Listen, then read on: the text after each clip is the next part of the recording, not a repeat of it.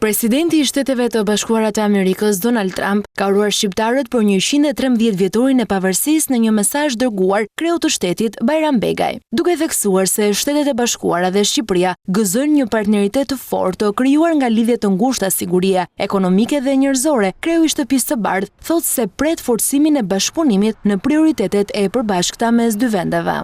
Shtetet e Bashkuara dhe Shqipëria gëzojnë një partneritet të fortë të krijuar nga lidhje të ngushta sigurie ekonomike dhe njerëzore. Pres me padurim forcimin e bashkëpunimit tonë mbi prioritetet e përbashkëta, duke përfshirë stabilitetin rajonal, përballjen me organizatat kriminale ndërkombëtare dhe zgjerimin e mundësive dypalçe të biznesit dhe tregtisë. Ju uroj juve dhe popullit të Shqipërisë një ditë të gëzuar pavarësie.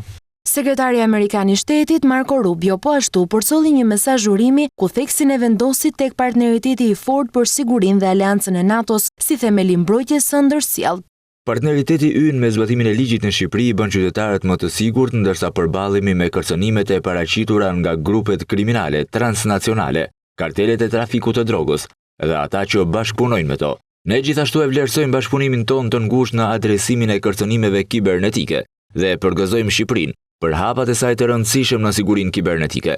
Mesazhe erdhën nga Bashkimi Evropian, NATO dhe Organizata e Kombeve të Bashkuara, e cila kujton se në të njëjtën ditë Shqipëria 70 vite më parë u bë pjesë e OKB-s.